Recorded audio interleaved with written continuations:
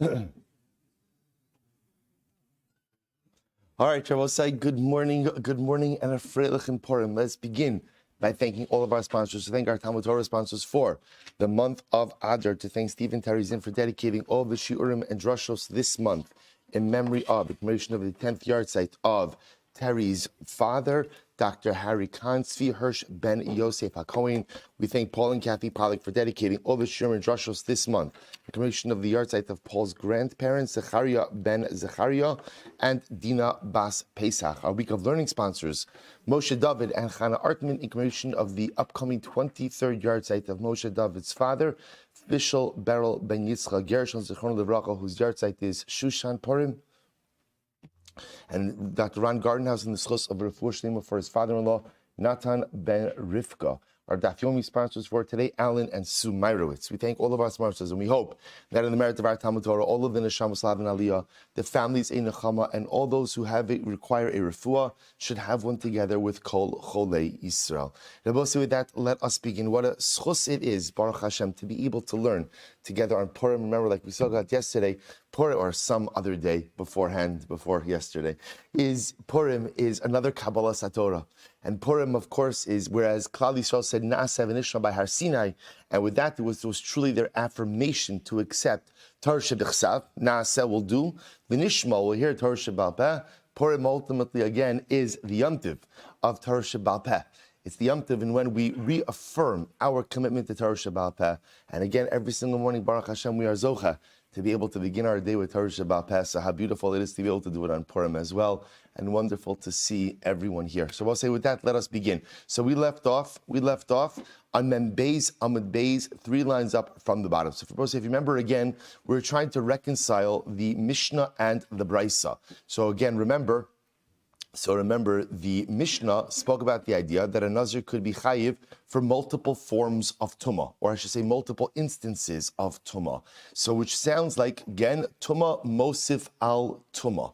But yet, again, we saw a brisa that indicated that a Kohen, if he's carrying a corpse, and then again he goes ahead and touches another corpse, that there is no additional tumah. So we're trying to reconcile those two ideas. So remember, again, we ended off with the last piece over here, Maishna, actually 4 lines from the bottom, Kan bichibure adam ba'adam, Kan bichibure adam b'meis. The truth is, the Gemara discusses that it's really 2 different types of connections. One is talking about literally chibure adam ba'adam, a connection of a person with a person.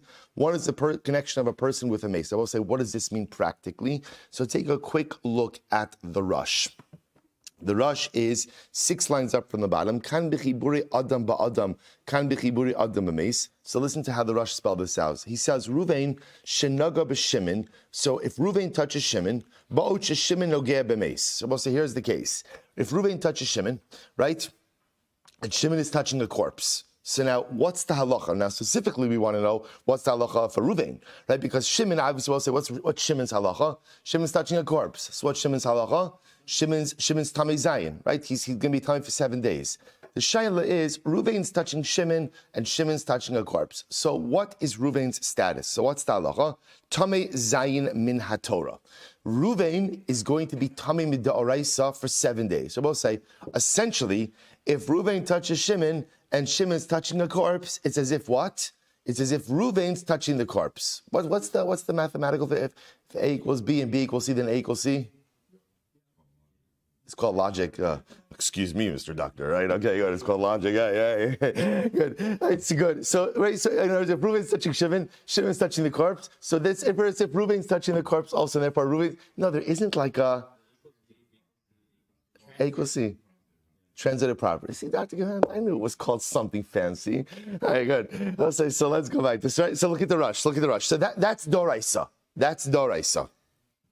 So Uperik Imamidin, so Dorish Le Mikola Sheyiga Batame. Aval Ruvain, we'll say here, look, watch this. Aval Ruvain, Shenaga B'Shimon, B'Shimon B'Levi, B'Levi B'Meis, Tame Tumas Erev Min HaTorah. So we'll say, watch this. Ruvain touches Shimon, Shimon's touching Levi, Levi's touching the corpse. So we'll say, what's the distinction between cases 1 and 2? Ruvain is one more step removed. So in that case over here, what's the halacha? This is fascinating.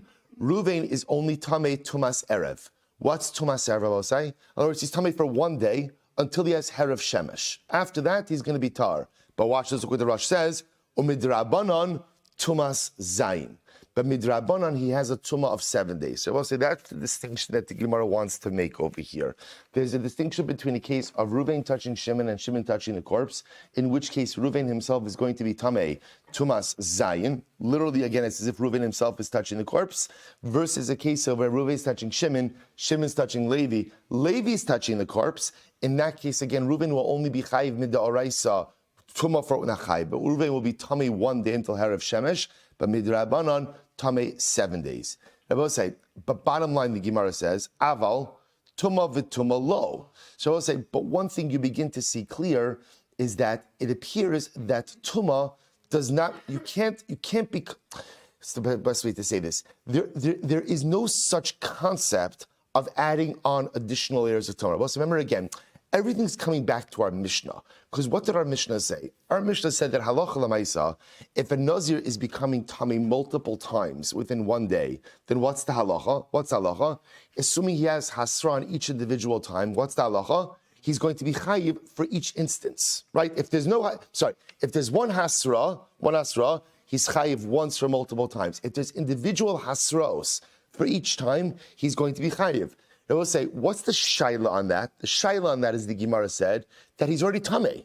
He's already tamei. So what is it exactly that he's adding on? So the Gemara says from all of this discussion, it would appear tumah v'tumah lo, that adding on additional layers of tumah does not really increase liability because once you're tamei, you're already tamei. Daha mitame v'kayim. To which the Gemara says, 1 second.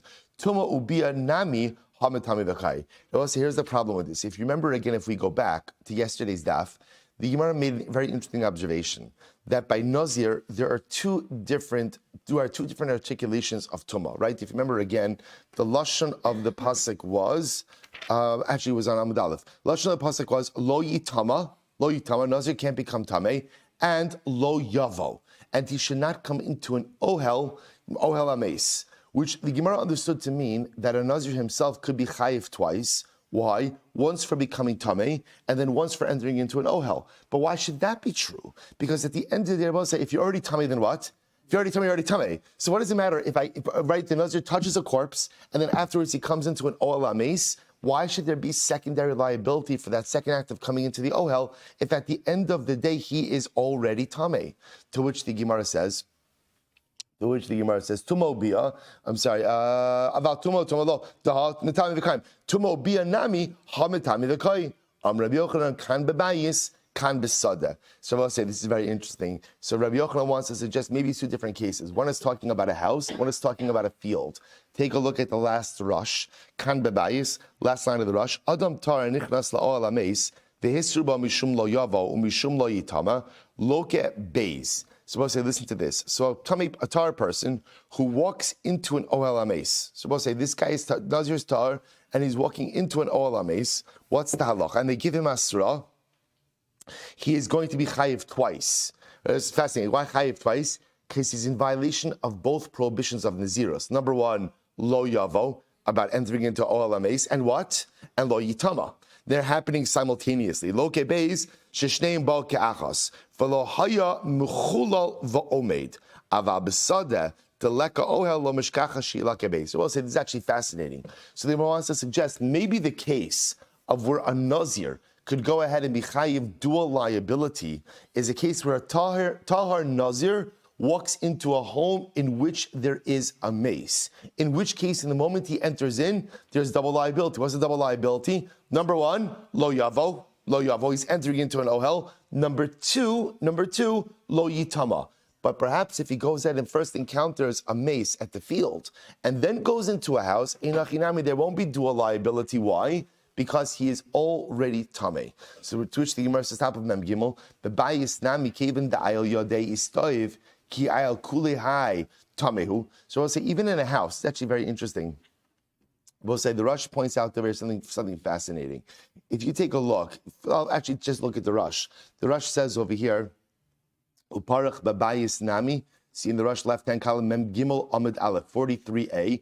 So the Rush says, Hechi mishkacha she'abo shneim ke'echad, v'cheven shehechnis yado labayis, After adayin lo nichnas al kol gufo, kilu naga be'etzba'o b'meis, the beso kiman demalyo tumadami, umishum lo yavo leka, ad shi kanes rov gufo. Rabbi say, this is fascinating. When you enter into a house, Rabbi say, so we assume that what happens? Your whole body doesn't enter into the house at once, right? What happens? If you can imagine for a moment, right, when a person walks, their hands move, right? Even if you're not conscious of it. So, B'Pashtus, when you walk into the house, it's quite possible your hand enters into the house. Now, Rabbi said, listen to how fascinating this is. Listen to how fascinating this is. A home where there's a corpse in the home, tumas meis, the way tumas meis works is it's as if the entire home is filled with tumah. Right? So if you could imagine, see, we think about the fact that there's a corpse in a house, so the corpse is localized. No, once there's a corpse in a house, essentially, the corpse tumah spreads throughout the entire home, and it's ki'ilu, the entire home is filled with tumah. So both say, remember what the Gemara just said before? Follow this train of thought for just a second. When can you give me a case of dual liability for a Nazir? What did the Gemara want to suggest? What's the case of dual liability? Where a Nazir tahar walks into a home where there's a corpse. Why? Because in that moment there's simultaneity. What's the simultaneity? Number one, lo yavo, you're entering into an ohel, and number two, lo yitama. They're happening at the same time. To which the Gemara says, they're not happening at the same time. See, when I walk into the house, my hand goes in first. Now, we'll say, interestingly enough, you're only in violation of lo yitama, or lo yavo, when your body enters, right? But yet, you become tameh as soon as what? Your hand touches the tumah. Well, when my hand goes into the house, so to speak, it's as if my hand is touching the mace, in which case I'm in violation of lo yitama, but yet I'm not really chayiv for lo yavo until when? Till the majority of my body enters into the home. So once again, there's no simultaneity. If there's no simultaneity, then how could there be dual liability? So fascinating. To which the Gemara says, back to the Gemara, once my hand enters in, I'm going to become tamei, ki ayil kulehai, tameu. Rabbi Lazar says, listen to this, siref yado, mishum tuma ika, mishum bia leka. So Rabbi Lazar says like this, if I extend my hand into the house, ultimately, again, there's going to be liability for tumah, right? But ultimately, again, there is no liability for bia. Bia also means entering into a home, in tumas ohel, right? Tumas ohel is only violated where the body enters. Siref gufo, if ultimately, again, I extend my body into the home, then tuma ubia bahadi hadadi ka'asu. So Rabbi Lazar says, you're right. The case of simultaneity, Rabbi Lazar, has to be a case where what? It's not my hand that enters first, but rather what? I guess I keep my hands by my side, and halacha l'maisa, I enter in at once. Again, Rabbi Lazar say, all we're trying to figure out, all we're trying to figure out is a case where there could be dual liability. That's all. Whether it's a practical case or not a practical case is irrelevant. This is how Gemara is always structured. We're just trying to find a case. So Rabbi Eliezer is saying, Eina chinami, the only case of dual liability would be where you're entering in with your body at once. To which the Gemara says, but that's not possible. Ha'i efshar delo ayil chotmo bereisha. Shabbos say, listen to this. It's an interesting case. The Gemara says a case, although this seems like a shtickle, like Jewish profiling over here, right? The Gemara says, well, your nose is going to enter first, right? The Gemara says, right? So what happens? What the Gemara is essentially saying is, anytime your body enters into a space, right? It's not the pshat, your whole body can't enter first. Right? In other words, there's always going to be a piece of your body that comes like that. In other words, what Rabbi Loz wants to suggest is, okay, you're in a chinami. When can you have simultaneity? When you enter with your whole body at once.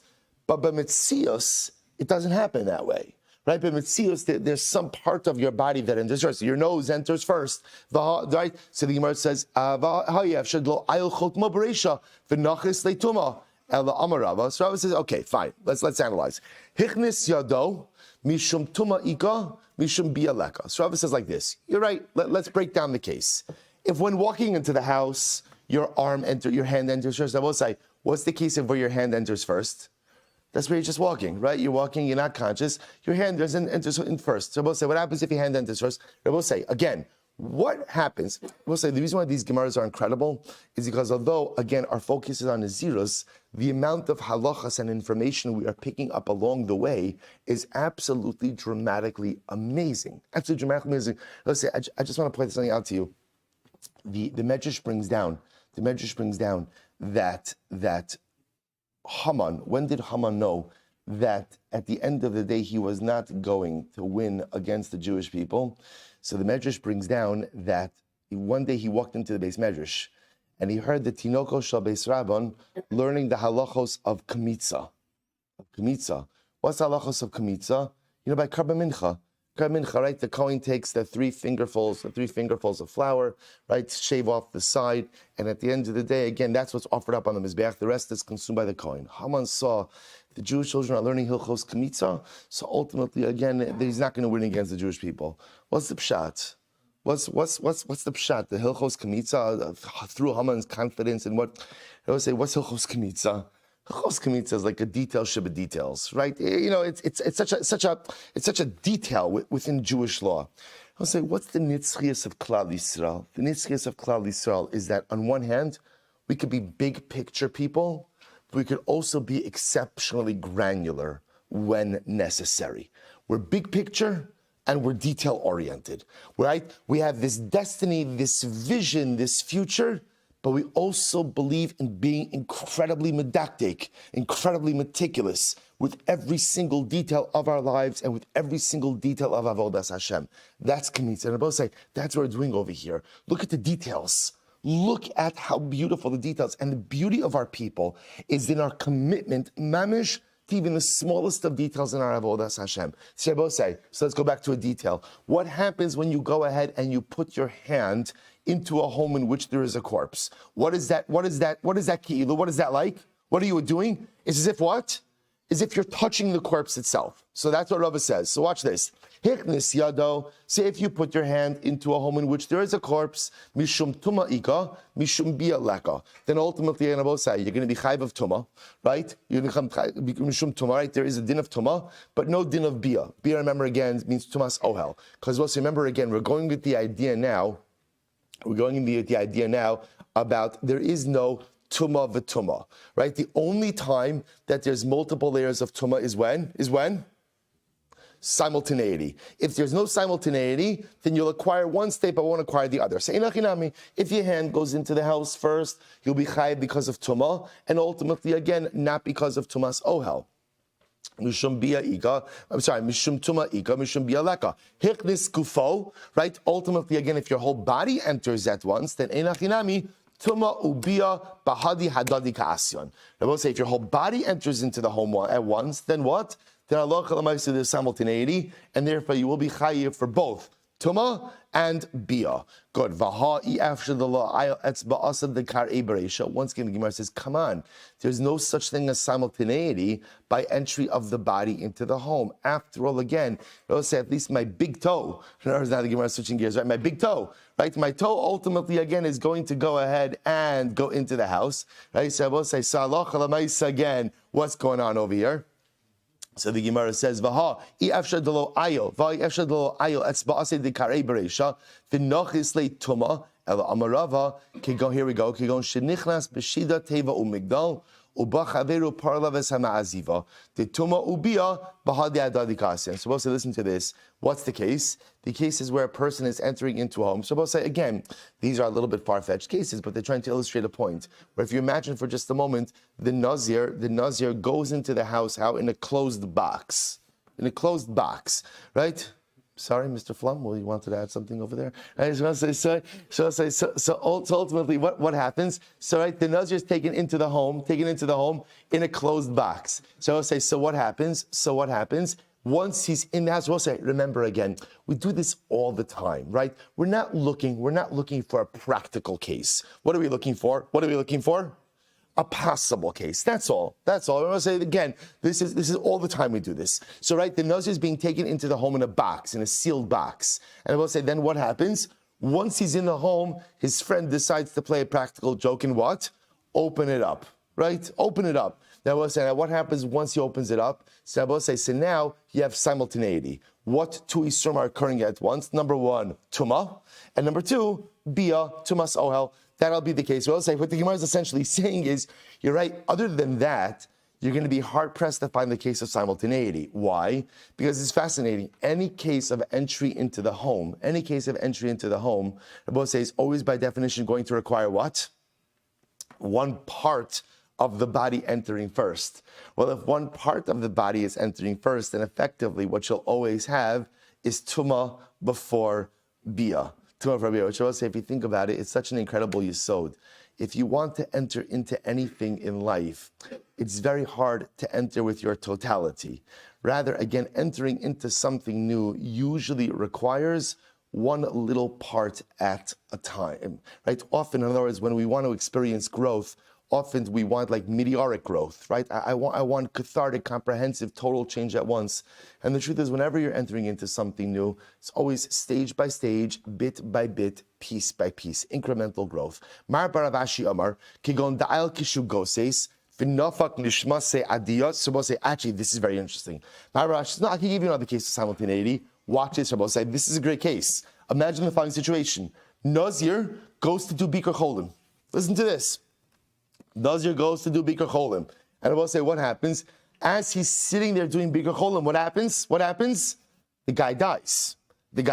Oh, that's simultaneity. Because I will say, right there, he's sitting there, what does he have? Tuma and Ohel all at once. Now, the Gemara frames it as a goses.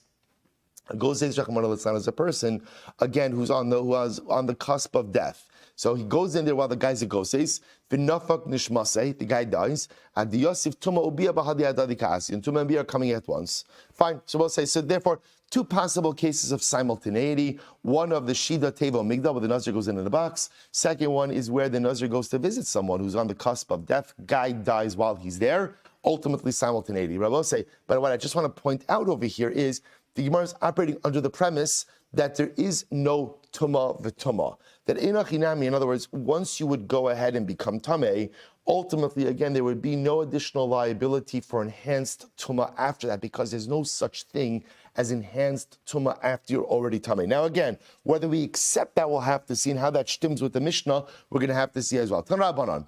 So we'll say laheichalo. The pasuk says to profane him, right? So we'll say the pasuk says lo yitama bal ba'amav leheichalo. So we'll say, so again, this is talking about by the kahuna, right? That ultimately, again, now the specific pasuk is actually talking about halacha lemaisa, that if a kohen is married to a woman he's not allowed to be married to, that halacha lemaisa he's not allowed to become tamei to her, for her, I should say. So in other words, normally a kohen, non-kohen gadol, a kohen hedyot, is permitted to go ahead and become tamei for one of the 7 close relatives: a mother, a father, a brother, a sister, a son, a daughter, and a spouse.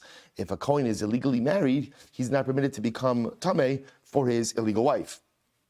Fine, so watch this. So turn out, ad sha'a sheyamos. Ad sha'a sheyamos. We'll say, so what does this mean, laheichalo? So look at the rush for just a moment. So the rush, I will say, is, in my rush, it's 5 lines up from before it gets wide. Laheichalo ad sha'a sheyamos. Lafuke meguyad v'goses. The laheichalo mashma achar shenaase chalo. So I will say, this is actually quite amazing. So the Gemara says as follows. Sorry. So listen to the hechalo at shishashi amos lafuke meguyad v'goses the hechalo masha achashnas. So let's listen to this. What does lehechalo mean? So listen to this. So the Rush explains or the Gemara says ad shiyamos, meaning what Torah says a kohen is not permitted to profane himself. What does that mean?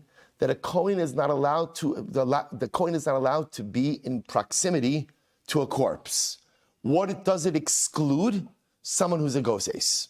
Someone who's a goses. In other words, lehechalo means a kohen can't profane himself. Profaning himself means exposure to a corpse. It does not mean exposure to a goses. Exposure to a goses. In other words, you might have thought lehechalo means a kohen can't even be in proximity to someone who's actively dying. Kamashmala, no. Lehechalo, the prohibition is only ad sheyamos, an actual corpse. Actual corpse. So the Gemara says, Rebbe says, bimosam yitama. Pasuk says, b'mosam yitama, ultimately again, or lo yitamala, it's actually lo yitama lahem b'mosam. So the Gemara says, ad shiyamos. Achiyamos. So in other words, same idea. Kohen is not allowed to become tamei to someone after they've died. So the Gemara says, now I will say, both of the drashas seems to be saying the same thing, which is the prohibition for a Kohen is only to be around the corpse. There is no prohibition for a Kohen to be around who? To be around who? Someone who is dying. So the Gemara says, "Ma'benayu." So what's, I don't say, both seem to be saying the same thing. Now both say, by the way, I just want to point out to you, this is actually a major drasha, because I will say, I would have thought that perhaps there should be a prohibition upon a Kohen to visit someone, let's say for a Kohen to do Bikur Cholim, who's dying, right? Maybe a Kohen shouldn't be able to do that. So the pasuk is saying, no, the prohibition upon a Kohen is ultimately, again, exposure to a corpse, not to someone who's dying. So the Gemara says, "Ma'benayu, Am Rabbi Yochanan, mashmos darshan ika b'nei." Rabbi Yochanan says, the truth is, there's no practical difference between these opinions, but rather, ultimately, again, it's just the machlokes and drashas, and how they're darshaning. Okay, Reish Lakish says, no. Goses ika beinayu.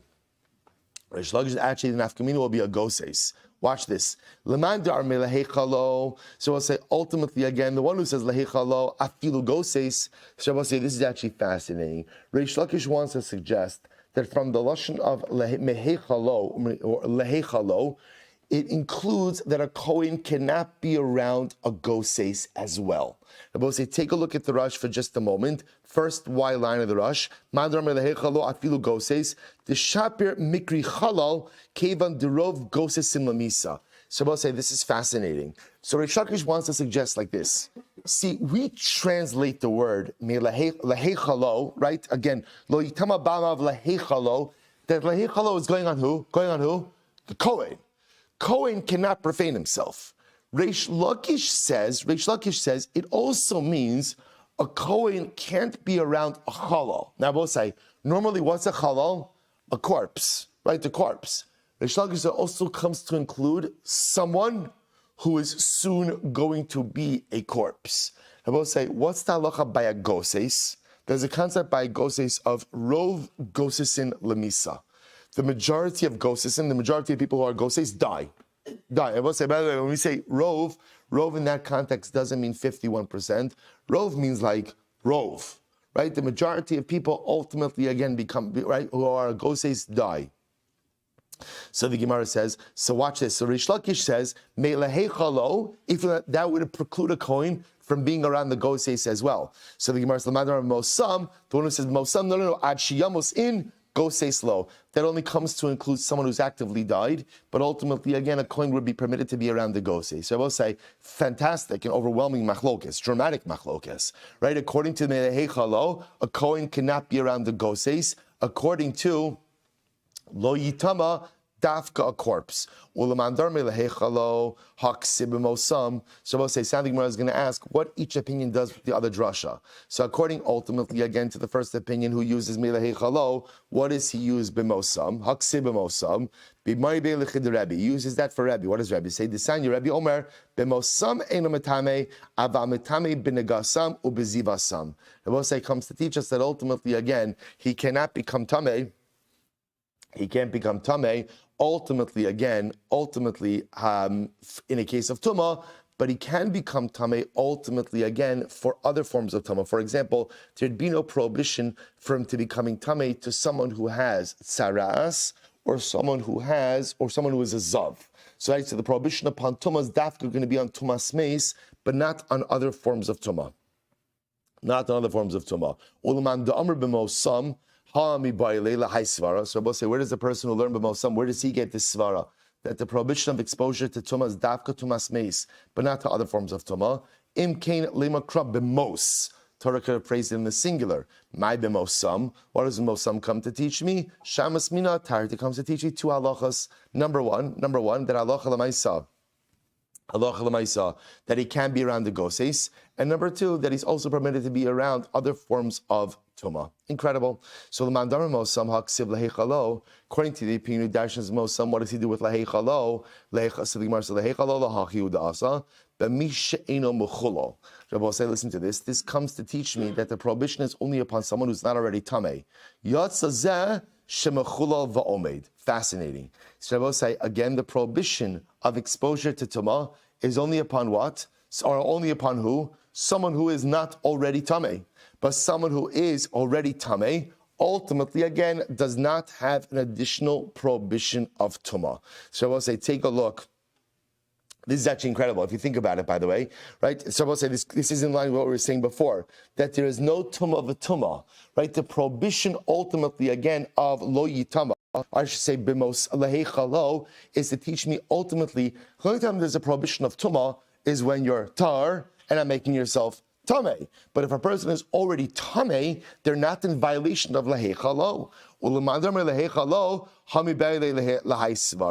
I will say, but the one who uses lehechalo to teach me about goses, he also needs this svara. Where does he learn it out from? Imkain lema kra lahachel. So I will say, if that's the case, it could have said in singular. My lehechalo. Why does it say? Oh, I shouldn't say singular. Could have just said lahachel. Why does it say in the longer form of lehechalo? Shamas mina tarti, to teach me both of these halachas. Incredible, incredible. So let's go back to Samei Adam elamatame ela ache teitze nafsho. So we'll say halacha is that a person does not confer tumah upon someone else until they die. In other words, we'll say corpse tumah is only transmitted upon the death of the individual. I vafilu meguyad vafilu goses. I will say meguyad means like even if a person is mortally wounded. Right? Let's say a person is mortally wounded, you know for sure they're going to die. Or a person is a goses. Halacha l'maaseh. So we'll say what the Gemara is saying is like this. Even if you know for sure a person is going to die, they do not go ahead and create tumas meis until when? Until when? Until they actually die. So the Gemara says, so we'll say, listen to this. This is a contradiction, because what did we just say before? We just said before that the drush of lehechalo teaches me what? Lehechalo teaches me that even a goses, right, confers tumah. Right? Lehechalo, a kohen can't even be around the goses. But here we're saying quite explicitly that a goses does not create tumah. So what's going on over here? We'll say this is an incredible Gemara. Get ready for this. Le'inyan tamuye ad denafke nafshe. So I'll say, get ready for this. In terms of going ahead and conferring, or I guess conferring tumah upon others, ultimately that doesn't happen until the person dies. Watch this. Le'inyan aschule ha'ischil. So I'll say, but however, halacha l'maisa, in terms of becoming profane, that happens even with exposure to a goses. Shabbos say, what's going on over here? Take a look at the last rush on the daf. Le'inyan aschule huda aschil nihi degali b'mosam she'enu metame achiamos ve'ina loke mishum lo yitama mikamakom loke mishum lehechalo dekevan desamach lo yitama darshina nami lav alehechalo ki'ilu ksev lo yitama ba ba'amo v'lo lehechalo dahainu goses. Say, this is absolutely incredible. The Gemara wants to make the following suggestion. There is a distinction between tumah and lehechalo. Now let's say, when does a person become tameh? When does a kohen become tameh? When he's exposed to a corpse. But I will say there's a concept of lehechalo. Lehechalo is chulin. When does a kohen become profane? When does it become profane? I will say a goses. A goses. Two different states that the Gemara is introducing us to. One of tumah and one of chulin, which I will say is such an incredibly profound yesod. So tumah, only a corpse. But lehechalo, the Gemara says, it's possible that one violates that even halacha l'maisa, when they are exposed ultimately to a goses. Listen, if you think about the profound musar haskel that I will say in life, there's also two different states. What are the two different states? There's tumah and there's chulin, right? What's tumah? We'll say tumah is when I do something that's objectively wrong. There's tumah. What's chulin? What's chulin? I will say chulin is, I'm not doing something that's objectively wrong, but I'm also not furthering my cause in life. In other words, I will say a person can be engaged in activity which may not be usher and may not be wrong, but at the end of the day is still not what is going to get me towards my desired goal in life. So tumah, again, there's tumah. I will say, no, does no one else see this as absolutely incredible that we're learning this on Purim? Shabbos say this is the entire yesod of Purim. What's the avod of Purim? The avod of Purim is take the things that normally make you chol. Take the things that normally divest you of kedusha. Take the basar, take the yayin, take the simcha, which could so often derail a person, and lift it up and make it something special. Because in life, so often all we're focused on is the avoidance of chulin, avoidance of tumah.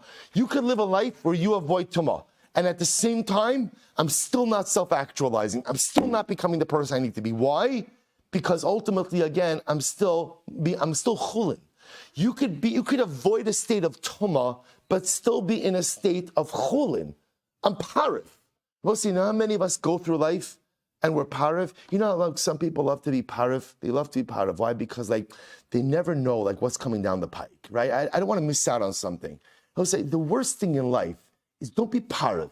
Choose a side, be milchiks or be fleishiks, right? But whatever you're going to be, like be something in life. Don't just go through life being chulin. Don't just go through life being mediocre. But I'm not tameh. It's true, you're not tameh, but you're just mediocre. We don't have to be mediocre. The goal in life is not the avoidance of tumah. The goal of life is not to go ahead and say, okay, at least I'm chulin. The goal in life is to accomplish something great. The goal in life is the actualization of our Tara. Two different stages. Tumah and chulin, neither of them good. We want progress. We want accomplishment. We want something great. I'm a base. We'll say quickly. We have a few minutes left. Amrav Chistam Rav. Nikta Rosha Shalaviv. Fascinating cases. We'll say now, we just want to point out, we've transitioned a little bit over here to kahuna. So the Gemara says over here, Nikta Rosha Shalaviv. Let's say a Kohen has a father, and the father's head was chopped off. So we'll say, so what's the halacha? Eino metamelo. In this case, ultimately the son cannot become tummy to his father, right? My taima. What's the reason for this? Amakra la'aviv. So we'll say, because the pasuk says, when is a Kohen head yot? When is a Kohen permitted to go ahead and become tummy for his father? Le'aviv. How do we darshan la'aviv? Bizman shu shalim velo bizman shu chaser. Ultimately, again, when the father is complete, and not when he's chaser. It's fascinating. I will say, no, la'aviv. So in other words, what the Gemara is essentially dashing, I will say, is what? What does la'aviv mean? Intact father. Intact father. I will say, by the way, it's also such a good musar. What does it mean to be a father? What does it mean to be a father? To be a father means to be an intact parent, which means, what I will say, you have to have your head on your shoulders. Right? If you don't have your head on your shoulders, you're not going to be an effective father. To parent in the right way requires incredible thought, incredible forethought. And I will say, by the way, Purim is a good time to remind ourselves of this lesson because we're going to be incredibly besimcha. I will say we have to make sure we have an incredible opportunity over the Yom Tov of Purim as fathers to model for our children what simcha b'tara looks like, right? Like the Gemara says, Adam nivchan begimel drachim. A person, you can see the true nature of a person in three ways: bekoso, bekiso, ubikaso. How he drinks, how he spends his money, and how he gets angry. It's incredible, I will say, because again, all three of those are really rooted in the first one. You see all the other two with koso. When a person drinks a little bit, or a lot, that's when the true nature of the person ultimately comes out. And I will say, we have an incredible opportunity on Purim to model for our children what simcha kedusha actually looks like. To be a parent, to be a father, your head has to be on straight. You have to have your hashkafas right. You have to have your ruchnias in order. Then and only then can you be a proper mashbiya upon your child. If the head is missing, there's no father. That's not la'aviv. So the Gemara says, Amalei Rav Hamnuna, Elmiata, Kazal bepiksa da arvos upaskwa gan ve'lerashe hachinami delo letamile. I suppose say, so what about the following case? What happens if the father and son are traveling in Piksa da Arvos?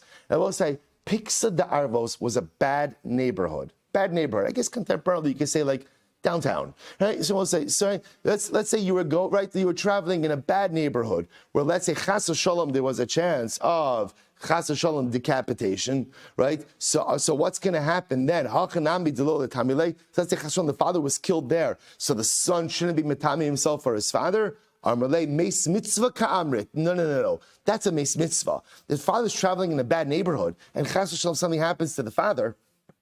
Under that circumstance, then of course we go ahead and we would call that a meis mitzvah. So ultimately, again, if that would be a meis mitzvah, somebody else would be chayiv to help. So certainly with his own father, he's going to be chayiv to help. So the Gemara says, "V'hai meis mitzvah." 1 second, that's a meis mitzvah.